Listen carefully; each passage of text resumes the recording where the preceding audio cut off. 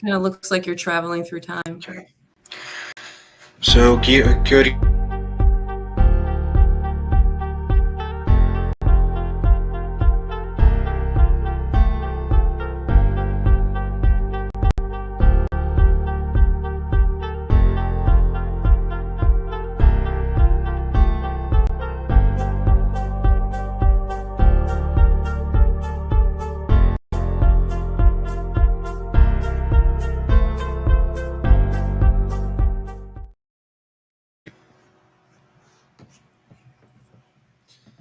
Good evening, everyone. Welcome to the new Era Paranormal Podcast. This week we have JD Nepes, President, and Irene Keloise hosting the show. Irene, do you want to go ahead and introduce yourself? Sure. I'm Irina Keloise. I am a medium. I also do paranormal investigations and paranormal walkthroughs, and I enjoy working with this podcast is my first endeavor into this arena, and I'm really enjoying working with JD and all our podcasts we've had since starting to work together. They've been fun. I've had a great time with you, and looking forward to tonight. So the guest for this week's episode of the podcast is Ginny Van Lee and Debbie Knuth from Illumin8. Illumin8 is a metaphysical community featuring Northeast Ohio's authentic, intuitive psychic mediums with a combined 50 plus years of experience. So, Jenny and Debbie, can you guys provide us with your background, your introduction? Jenny, if you want to go first.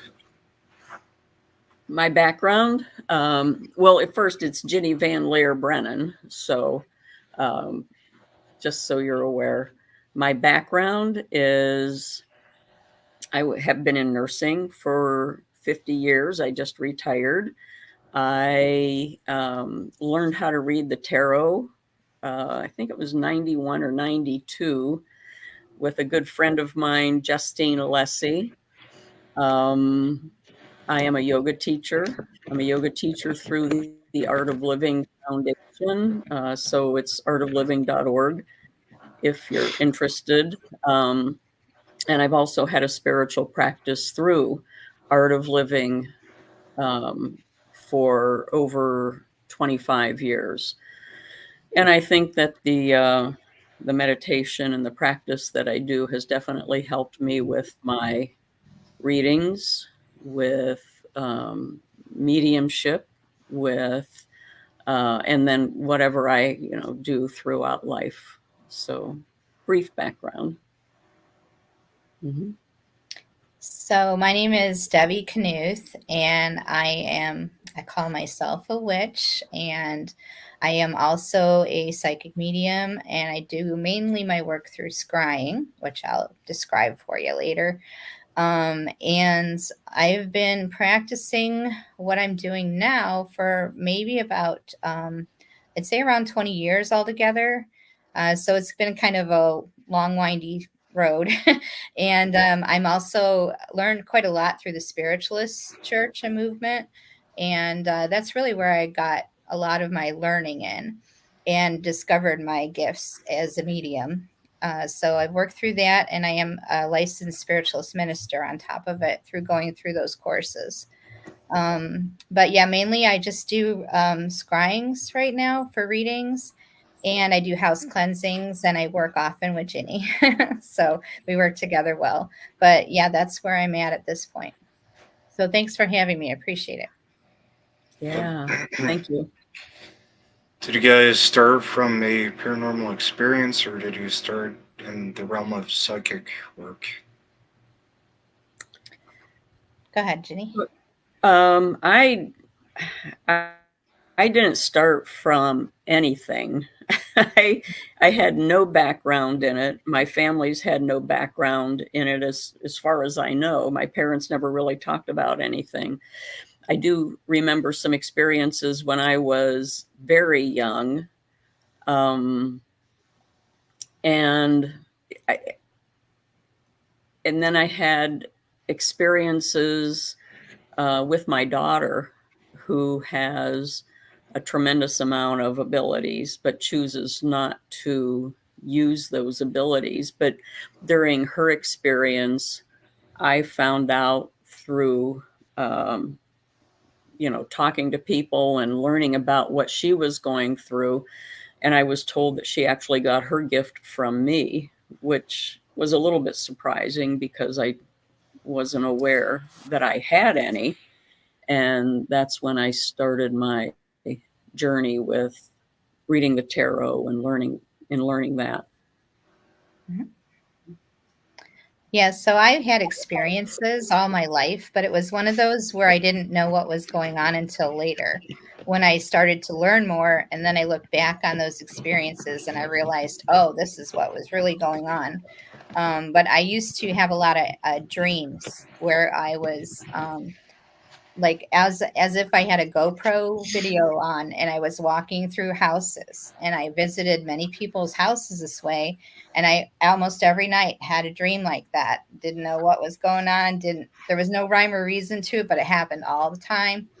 And didn't have any idea of what that was. And I also had a lot of fears when I was a child, and I didn't quite know what those were based on. But I think looking back, I believe I saw a lot of things, and it wasn't in my child's brain. I just knew I was afraid, so I had a lot of that kind of thing in the past. But it wasn't really until later, because I had a really strict religious background. So I really didn't explore much until I separated myself from that. And then I started to learn. I practiced Wicca for a while, and then I went on to through the spiritualist groups and through a mediumship circle, and then I developed it. And then it just came so natural to me. And once I developed mediumship, I just started seeing spirits all over the place, and like it really did open up my eye and my ears, and I just really started to just flow in it. So I encourage like anybody, if they have any talents or interest, mediumship circles or things like that are just the best idea to develop those things. So good to find one. So, Debbie, it sounds like you had a lot of visions and that type of energy interaction. So, what is scrying?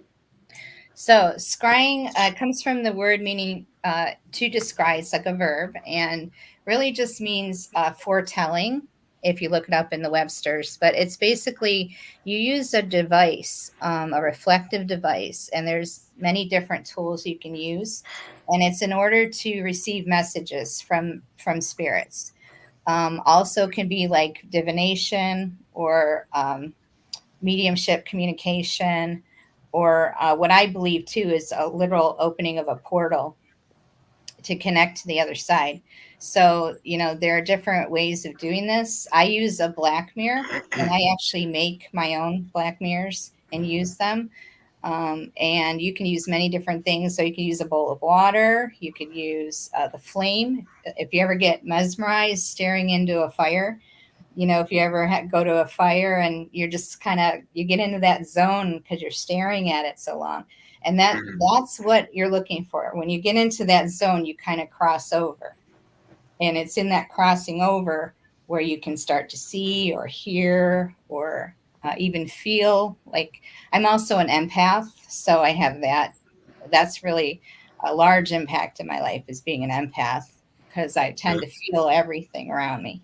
And I know there's a lot of empaths that it's more well known now about empaths, but that's basically the scrying. It's kind of like opening up that device and getting in the right, almost like a meditative state to receive messages.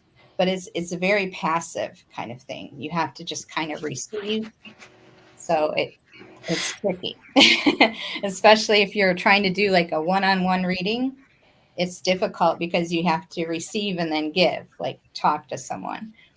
And so this is why I do the method I do, which is I do it at home. I get a scrying for people and then I send it to them, because it's very difficult to receive and give, like that back and forth it's hard. Something I'm working on. One of the things I'm working on. So for scrying, do you feel that it just helps you to use your ability of that sight, or Yeah, is there so more to it? it's kind of funny because it started out with me seeing things. Like I would see movement, or I would start to see a symbol, or I even seen a whole spirits in the mirror. But now I hear. And so words will just drop in my head and I write them.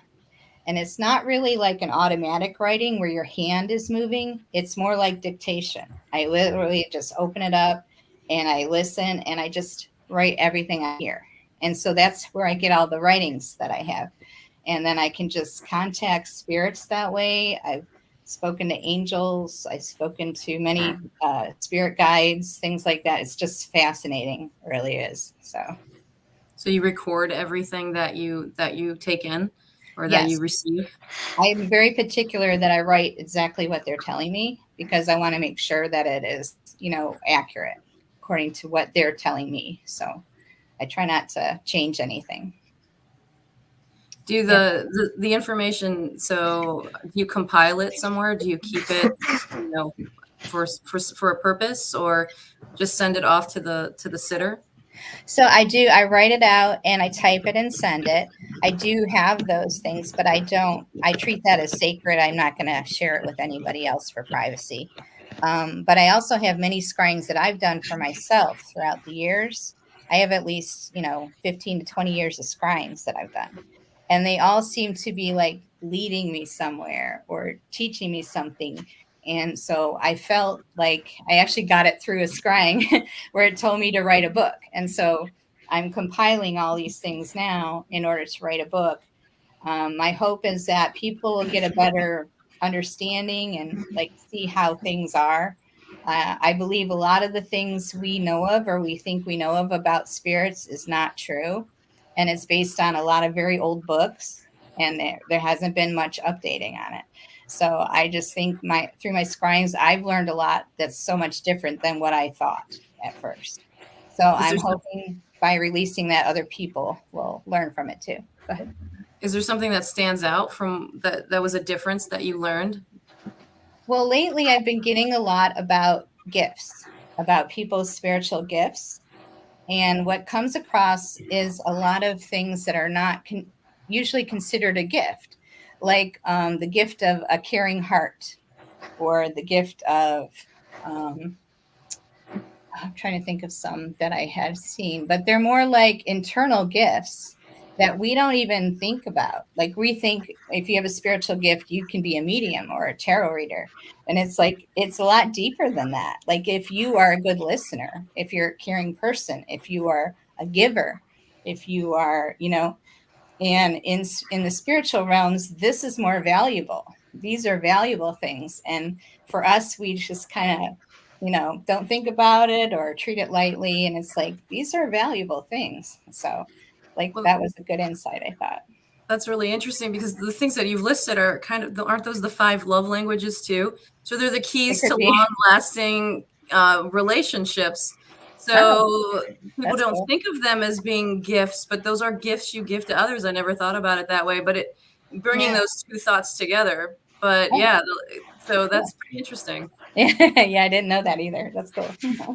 Do you find that those gifts will you think help people connect and bring about, good results, like healing results, Oh, just yeah. like you would in a relationship? Oh, yeah. Yeah, I think that's why I want to release it because there's so many things I think can really help people to like, change things, like in their lives or in other people's lives. If we're not like using our gifts or expanding on them, and a lot of things that we don't consider gifts, we consider them negative things. Like, for example, like an empath, right? Sometimes empathy seems like a negative thing because Yeah. it, it can be hard, it's hard to handle, and we have to set up protections. We got to do all this stuff just to get through our day. And it's like, but it is actually a gift and we need to look at it as such and like develop it as such, so that's why I see it. That's beautiful. Thank you. So, Jenny, as far as like tarot, is there diversity or is it just individual readings? Is there building readings? What all do you practice as far as tarot? Usually just individual readings. Occasionally I'll do a group, in a home. And then whatever comes up, comes up. But I really enjoy one-on-one, especially brand new people. When you walk into a house or anywhere and do a brand new person, one who you've never read before and or has never had a reading, to me that is like, an open playing field, because you can just let yourself go. And I describe it as you just let the words fall out of your mouth. You use the cards, and sometimes I lay the cards out, but the person sitting across from me is giving me so much information, so much information, so much energy going back and forth between us, that I just have to let go. And I usually tell people, you can ask as many questions as you want, but not while I'm talking, because then it seems like it breaks that energy. And then also, I'm developing the mediumship part with it. As soon as somebody can walk into the room, I can say, and I'm fairly comfortable with giving them a lot of details. I can usually see how people are dressed and what their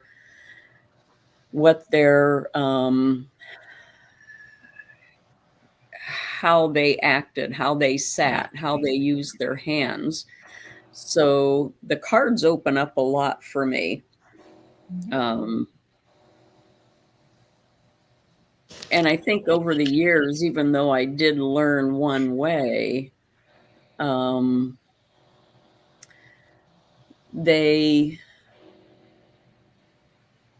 have my own way of doing things now.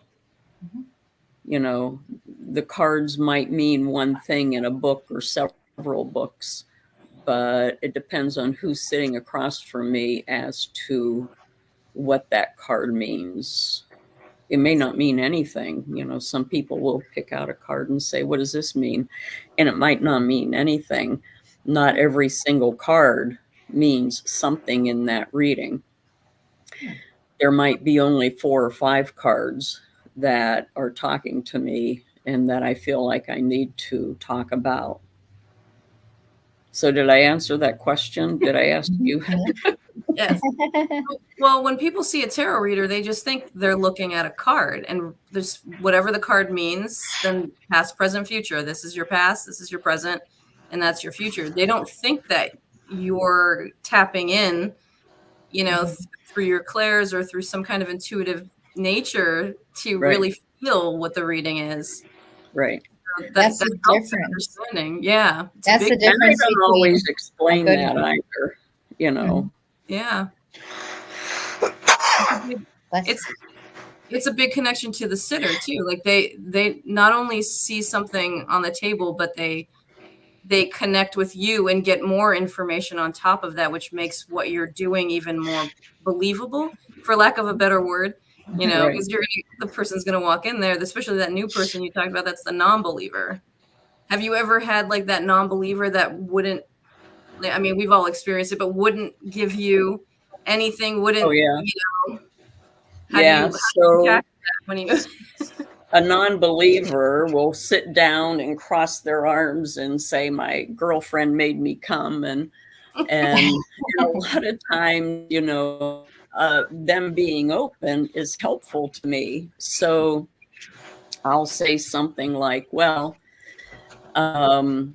because I don't want it to be me just taking over the whole hour of reading. And they'll sit there with their arms crossed, which covers up their solar plexus. And that's where I get a lot of my information from them, because in my experience, the solar plexus is where we have memories of our lifetimes. I mean, thousands of lifetimes. And they're covering up and they're all closed off and their legs are covered and they're turned away from me. And so I say something like, well, this is going to take a while. I said, if you want me to read your mind, I can do that, but it's going to take a lot more time and you're going to give me a lot more money. And then they kind of laugh. And then once they laugh, then their arms come down and and they relax a little bit. And then that back and forth just happens. Yeah. To me, that sounds like one of Debbie's gifts that she mentions, to make somebody laugh brings about that opening and that healing. Yeah. See, there you go. Yeah. Yeah. It's fun. I mean, I really enjoy it. I've enjoyed it. I've had readings, of course, where they're a little bit concerning. If you sit across from somebody who's contemplating suicide, you've got to make sure that you're sending them to the right places. You're not a counselor. Right. You give them the suicide prevention line, or if you know a good counselor, that you call them right away and you follow up with them. So you do get that also. So they can be fun, but we have to remember that people come to us for a reason. They want answers. And they're going through a really hard time. And sometimes they need somebody to tell them that they belong here. And somebody who connects with spirit telling them they belong here for them is somehow a greater validation. Yes. Correct. Yeah. Very much. Yeah. It's that sensitivity is strong. Like, you need to have that, what we call the shadow work, right? Because what we do is very, it's very up and down. You can have the happiest reading and you can have the most difficult reading, and you have to be able to balance and not let your personal information, your personal feelings come into the reading. Correct. So yeah, that's very important. So you guys mentioned a sitter. That's just an individual in a private reading, right? Yeah, somebody who I'm reading is called the sitter, or Debbie or Irene. Mm-hmm. And then, Ginny, do you do like past life regressions with that? Like, is there types of readings for the tarot? I am just starting that. I've noticed that every now and then that as I'm talking, things will come to me. And I know when there's relationships, good or bad, good, bad, or ugly, like I say, it's from different times. I am just delving into a little bit more of that. I'd like to do some hypnosis is what I'm thinking about next. But yes, it's coming naturally. And that's what I've noticed, that when things start coming naturally, it's something that I really have to think about learning how to do, because it is. Mm-hmm. I think that's how we're led. When we start to learn a little something new, or something comes in unexpectedly or something like that, that's us being led to learn something new and to follow that train for a while, until something else comes up. So that's cool. Yeah. So Debbie, you also make scrying mirrors. Is that kind of something that you were more called to do? Is that why you haven't gone into do you do the other more modalities of scrying with the other types of water? I started with water. Have you ever seen a scrying bowl? It's like a round bowl. It has a black bottom. Those are the scrying bowls, and you just add water to them. I did start out with scrying bowls through the water element, and I would kind of stir it up, and then I would put a crystal in it, and say now. And it kind of froze like an image in my mind. And so that's how I would get that, whatever I had to work on. So it was kind of cool. But the thing is, I realize that's also including spirits. I believe there are spirits in everything. So you're going to be now dealing with spirits in your water too. So it was kind of like a little extra interference, if you will. Like now we're not just me and the mirror, we're me and the mirror and these like water spirits and whatever they have to say. And then I added the crystal. Now we have another spirit. You know what I mean? So we don't want to like complicate it. I wanted to get it like clearer. And so I think that's what it is with the black mirror, because you can use regular mirrors. I don't really suggest it, but you could do it. But a black mirror, your face isn't showing; it's kind of dimmed, and it's just you in that black space. And to me, that just really helps me not have any interference or to pick up any other spirits. I'm just like focused, and I think that's why I like using that medium. But everyone's a little different. Some people scry and smoke too from incense. Yeah. So there's a lot of different mediums you can use. So I just encourage people to try different things if they're interested in it. And it is something that just takes a lot of time to develop. So, or some people kind of pick it up right away, but it took me a long time to develop. So, forgive me, is reading tea leaves kind of like scrying as well, or is that a different modality altogether? Because you're looking at an object and seeing what comes from that. It could be considered that. Other people say even like looking at the cloud formations could be a type of scrying. So it depends on how broad you want to make it. But yeah, I would say so.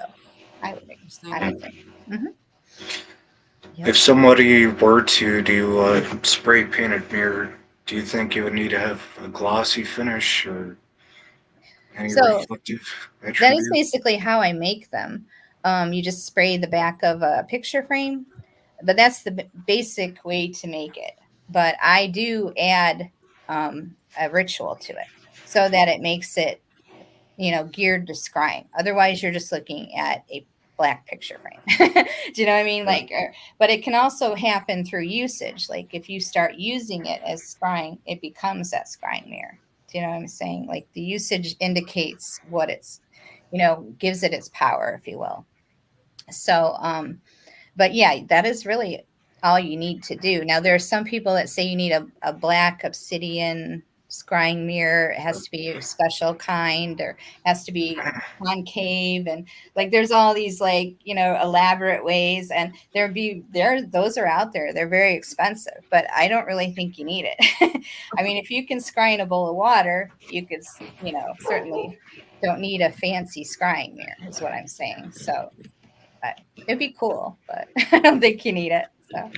So I've been to paranormal locations where they call it after the fact they'll call it that was the scrying room. Well, they'll sit in front of a regular mirror, or they'll do something where they have one mirror and then they'll have another mirror opposing that mirror. What are your thoughts on that, and what do you think happens in those situations? So I think that would be really cool because if you have gone through any mediumship training, one of the things they do is an exercise where you will look in a mirror and see a mirror behind you. And by doing so, you'll see the spirits through that back mirror, because what I've been taught is spirits approach you from behind. And so you may be able to see them. And that was one of the first times I saw a spirit, was doing that kind of a ritual, if you will. I don't know what you call it, a practice. And so, when I did that, it works. There is something to mirrors in general that they can connect to the other side. They can turn into a portal of types. So you do have to be a little cautious with your mirrors and things like that in your house. But I also tried doing it before with a regular mirror, and it was just sitting on a stand. I was like, I'm going to try scrying with this kind of mirror. So I'm going through and I'm hearing things. I'm starting to write it. And as I'm writing it, it said, everything I'm telling you is a lie, don't you? And I was like, what? And I said, what the heck? And I called on my guides that protect me, which you should always have. And my mirror went bam, and it broke. It like literally wow. shattered. And I knew that spirit was gone. And I was like, okay, we're not using those kind of mirrors anymore. It's not a good idea. So, and I don't know why. I don't know why it seems to collect more, maybe like a Ouija board effect where anybody and everybody can just come on in, that kind of feeling. But I don't suggest using them unless you're, really good at it. I would say, or something like that. But that makes a lot of sense for any modality, honestly, unless you know what you're doing. yeah, be cautious. Always be cautious. And it's always good to have what I call a guardian spirit with you in anything you're doing. If you're doing house cleansings, even tarot would be a good idea, because you want someone to watch your back, because you don't know, anybody can come on the phone, talk to you, and it's like, are you who are you for real? You need to know. And so if you have someone watching out for you, and I do a little thing, like I say, make sure they are good messages and true messages that come through. And like, those are me setting those boundaries on it too. And I check anything that I receive to make sure that it's correct, that it resonates with people. I'm always trying to make sure that it's as close to, truth that I can get it. I know that these are not like facts, so I also say treat it with a grain of salt, you know. But I do believe that they help people as well. So So as far as like keeping other spirits out of a reading, the thing I would recommend that's really been a hot topic in the paranormal community is a psychomantium, where it's the scrying and then sensory deprivation. Oh yeah. So you're in like kind of like a box. If you build a box around you that's soundproof and completely dark, people will do it in different ways, but something like that. I've seen that before, I believe. Yeah. Okay. I have never seen that. It's almost like a physical mediumship style too, in a way, because they close themselves also and up into like little like whether it's a curtain or a little room. So it's kind of like Estes just with a mirror. So I think that would be interesting. I'd like to try something like that. I'm always trying new things to see, what works, what doesn't. There's also the Estes method, where you wear a blindfold, or close your eyes, and you have noise canceling earphones or something covering your earphones that will just play something similar to a white noise, or like scan through radio stations to like make it sound like it's white noise, and you just pick up whatever you pick up. Have you ever tried maybe doing something where you are kind of like what JD said? I know you said you'll try everything, but have you done anything similar to like a lighter effect, where you've like, listened to music or did something with your senses in addition to what you do? For both of you. I've always been trying to do it the other way. I think I've been trying to scry with distraction, I call it. And everything I've been trying to do is to scry with distraction, because I'm never going to have a completely quiet, peaceful house. And if you did readings anywhere else, you're not going to have that either. Right. So I try to like say, okay, even though there's noise, there's things going on around me, I can still pick up where I left off. And so now I've been able to, even in the middle of a scrying, stop, go get a drink, and then I'll come back and the spirit's still there waiting for me. So I'm like, and I just pick it up where I left off. So I kind of do more of the other, just for practical reasons more than anything else. But I think it would be maybe, and it might be a little intense to do it the other way. Like if you close yourself completely off like that. I don't know. I'm not sure about that one. I don't know if I want to try it. What about you, Ginny? And also, because you do meditation, do you think that could be a way of like kind of like focusing yourself and letting go of the outside world, or does the distraction help too as well? I use a mantra-based meditation, and whenever I meditate, everything goes away. I get nothing. It's yeah. I know since I started meditating that my readings are better or the mediumship gets better, but I have never used it for that. I've used it just to keep myself evened out, it's just strictly to for relaxation. And if I do tap into something else, which may happen occasionally, it's not for this. Okay. Yeah.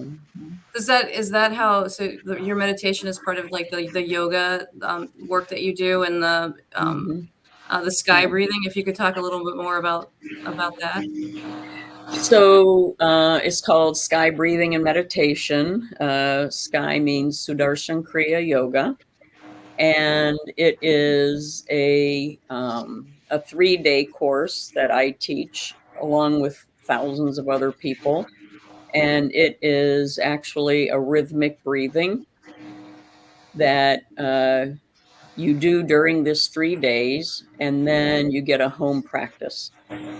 And what it does, it just takes you down. Like, you come home from work and you are, had a really hard day, very stressful, very tiring, and just breathing for that 10 minutes, 20 minutes, just takes your central nervous system down like 10 notches, and it allows you um,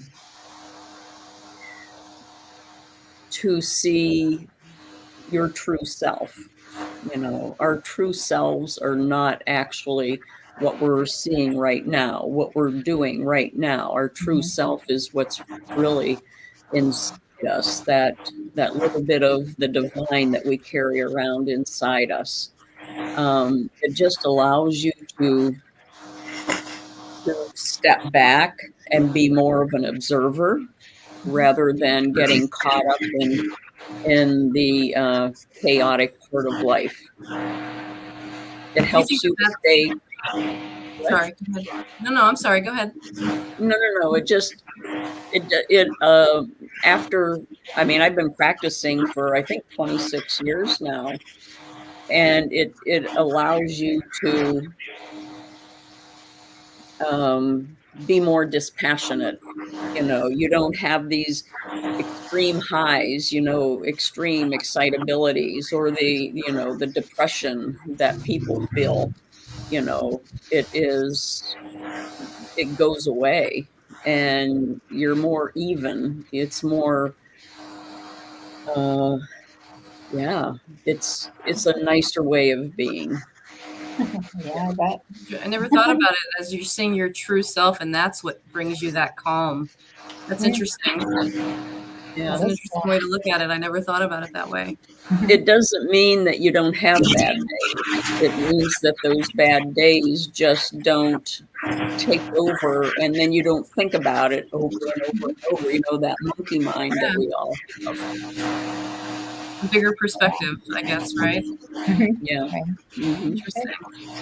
Is there a technique that like a simple breathing technique you can share with us for stress? Sure. Have you ever heard of Nadi Shodhan, alternate nostril breathing? Oh, actually, yeah. Yeah, I've seen that. Yeah, that's one of them.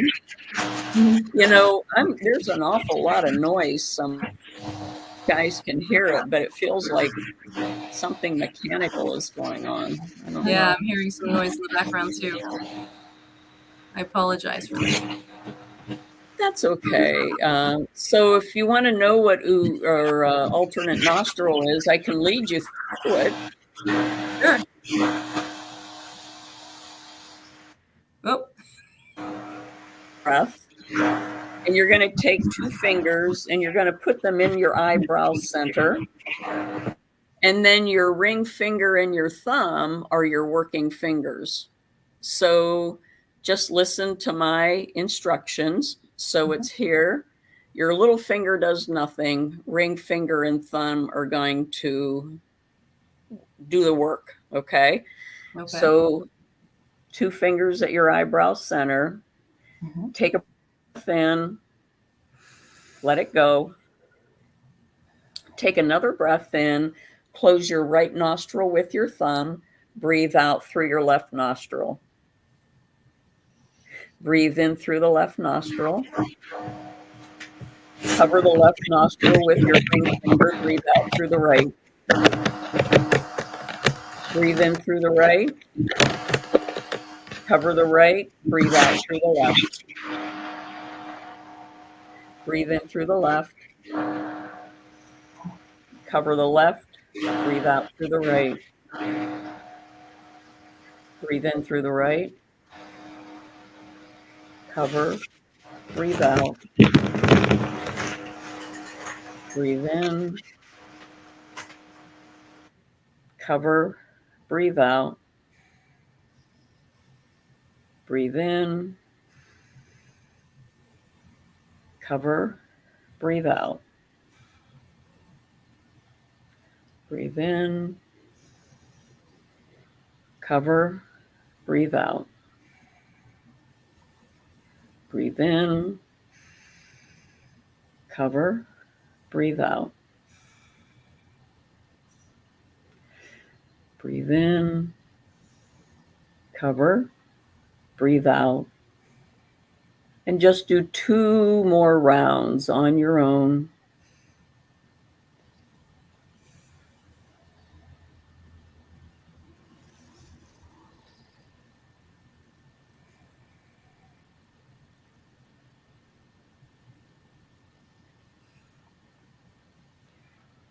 And after 2 more full rounds, you'll end with breathing out through the left nostril. And then just take your hand down to your lap. So breathing is so easy, right? I always say, you know, especially in yoga class, breathe as if your life depended on it. Because totally cleared out my sinuses. It does. And all you're doing is you're balancing the right side and the left side of your brain. So you can do that for 5 to 8 minutes. We did it for just a very short time, but it's balancing. If you work in a computer, you know, if you work with computers or something very technical, it allows the right side of the brain to become more active, the creative side, and vice versa. Yeah, that's interesting. I mean, I know I feel a little calmer now too. So it does. It makes a huge difference. It also did this before focus. Yeah, sorry. Right? It does. Like it helps you focus.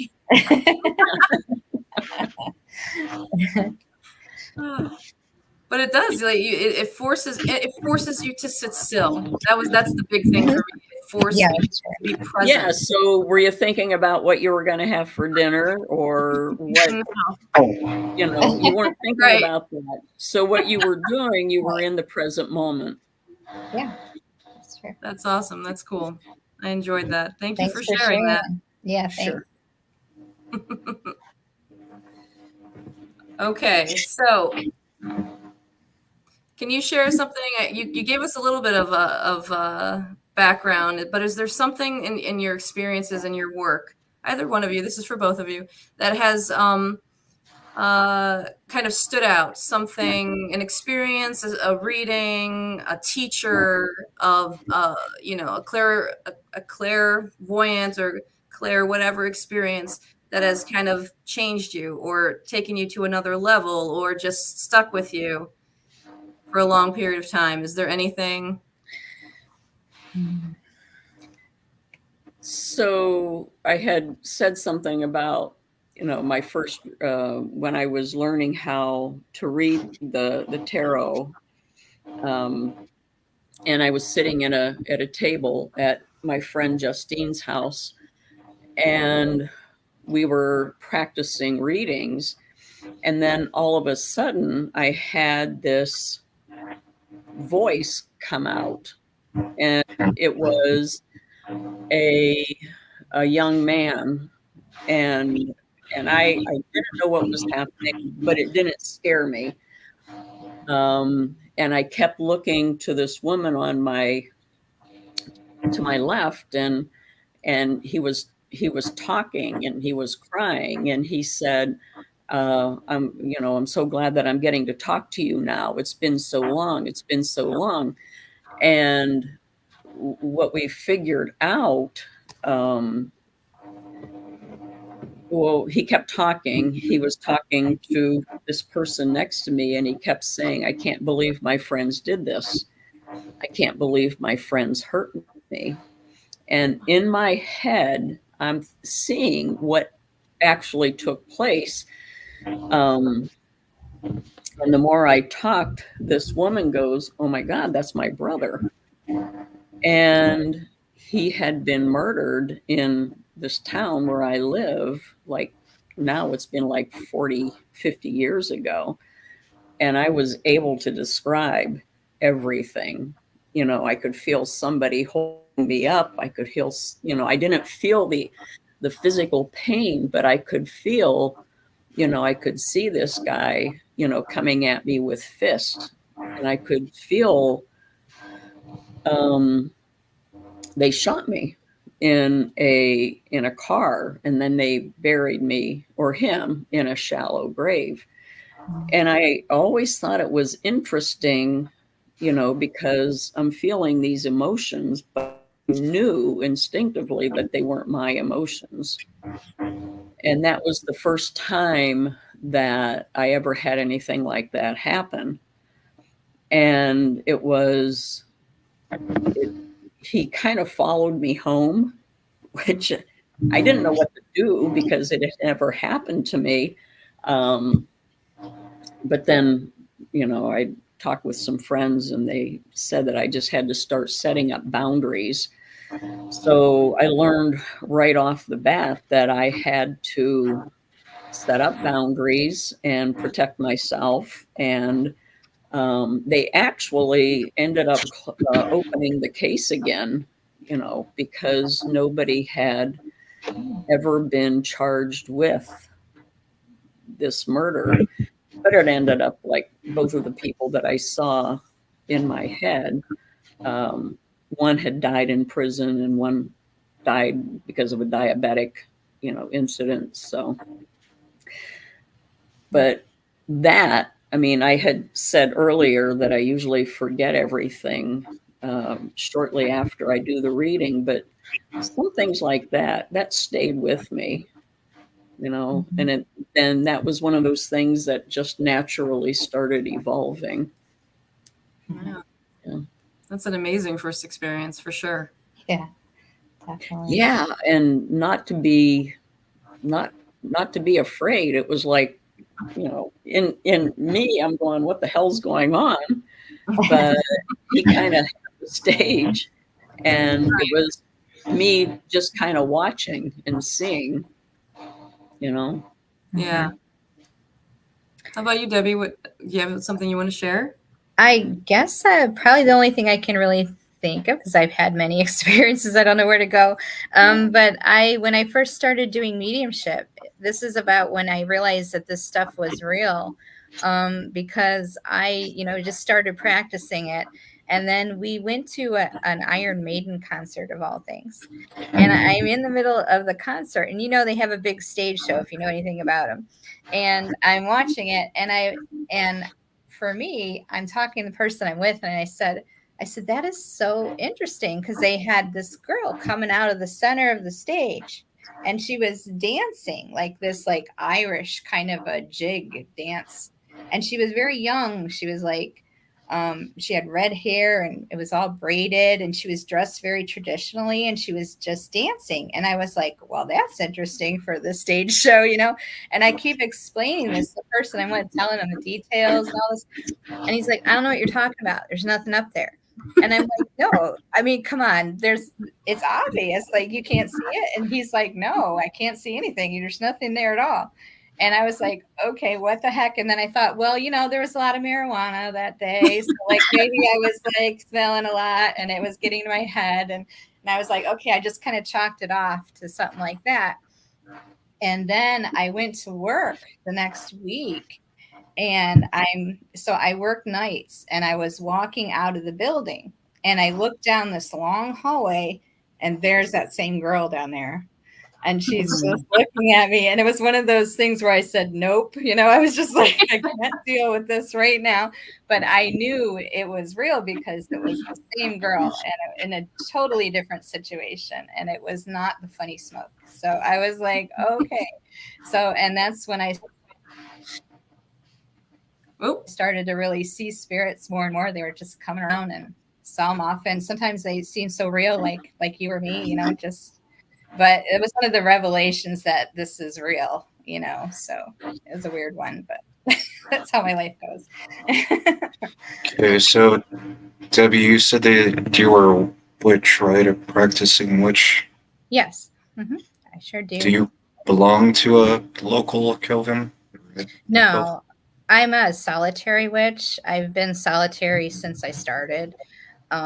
Basically started out with Wicca, and Wicca is so good because it gives you the freedom to choose.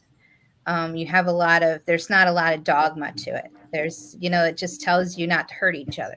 It's basically the dogma. And so, and it's very free form. And so I think that's what helped me, because I was in a very strict religious upbringing and I needed something that was more free flowing and where I could kind of direct it in a way. So that really helped me. And then since then, I've just changed so many times. I kind of find things that work for me and I add it to it, get rid of something else. It's kind of like just learn as you go. But I am a practicing witch. I do spell work all the time. I do a little bit of what is called hoodoo work, hoodoo practices. It has to do with folk magic. It's, traditions that have been around, since the dawn time, and it's a lot of working with roots and herbs and crystals and like all the things, like I said, that have spirits to them. So essentially I work with spirits is what it boils down to. It's just what kind of spirits I'm going to be working with. But it's just been a great practice for me, and I've really grown since I started. So I encourage others to look into it. It's not a frightening, scary thing like it's presented. So you should look into it.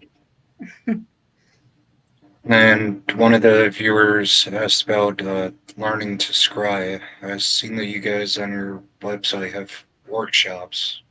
So what all would be included in that service? Oh, yeah, through Illumin8, they have some scrying classes. I don't teach any of those, but I do know that there are a few available. And also, if you were interested in getting a hold of me, you could go through Illumin8 as well for that. But also what they have that is good is they have mediumship circles where you could become a part of it in order to develop yourself and your spiritual gifts. They try out all different things through them. So it's a good place to learn for sure. And the website for that is illuminatohio.com, correct? I think so. Does that sound Yeah, right? it's Illumin, the number 8, illuminatohio.com. Yes. Yeah, they have so many programs, the mediumship, a lot of energy work, Reiki, massage, yoga, readings. We have a young man that does palm readings. Everybody is so talented. And I always say this, and I'm going to say it again. And I don't.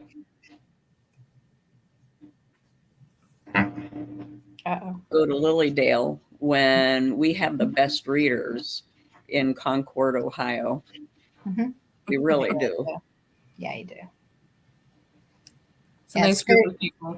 Been a good place. That's where I met Ginny. So that's right. While they're doing readings, yeah. Yeah, that's where I met all of you too. It's a great place and a great place for healing experiences as well, which is ultimately what we all want to do, right? And help people. Yeah, absolutely.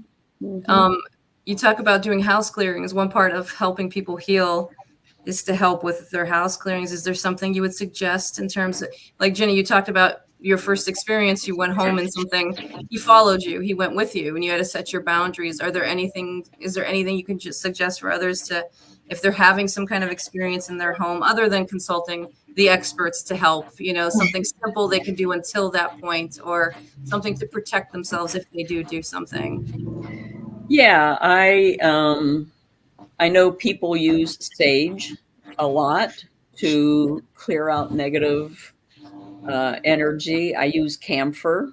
So the little camphor cubes, you light it, and it burns clean. It smells clean. And camphor is something that is used in the Indian ceremonies, in their pujas. They call them pujas, and to clear out negative spaces. So burning camphor. And then Debbie helped me take it a little bit further whenever I was doing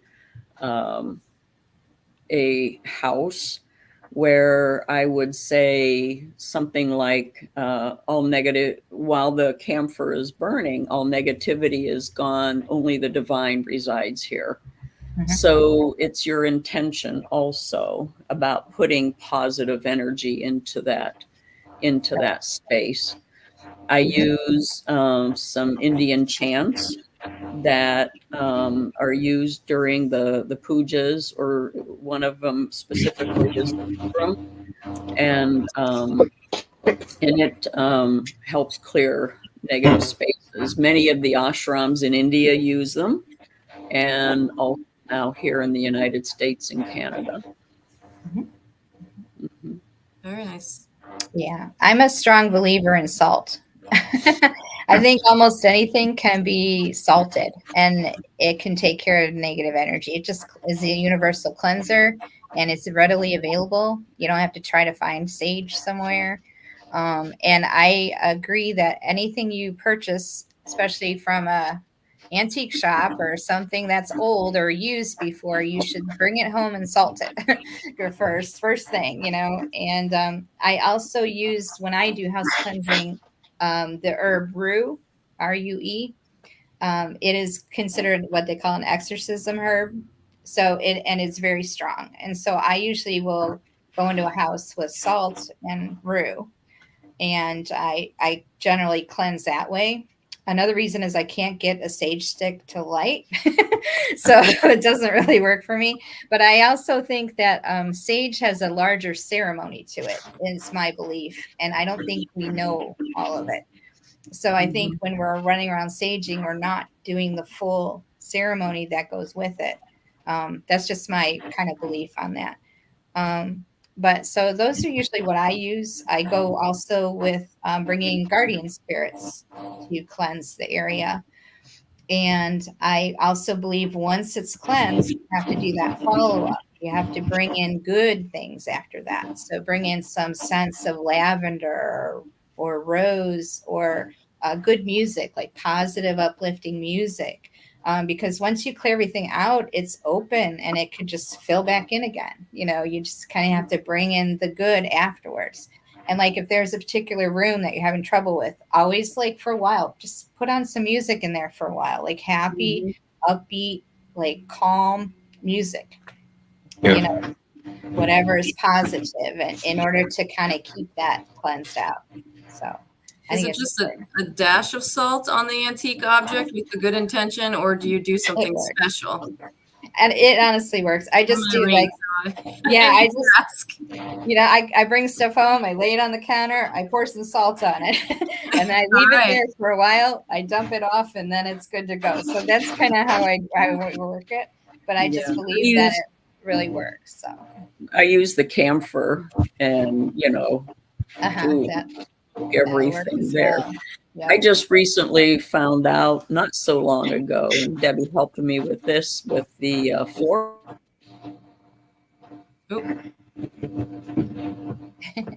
Do you know what she was before what? I'm not sure. No, I don't know. Oh no, we missed it, Ginny. You froze for a second. You said Debbie No, was before, and I we lost. said, well, I had somebody give me some Florida water. Oh, and and I was using it for different things, and then again, you know, it's a good way of, you know, getting rid of negative energy, and I use it for just about everything now, you know, laundry, spraying It's a all around cleanser the too. house. Yeah, good for cleaning everything all at once. Yeah, absolutely. So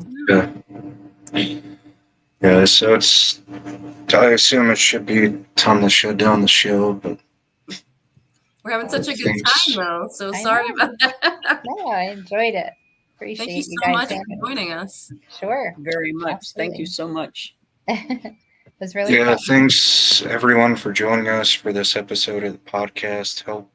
We hope you were able to learn something new during this video.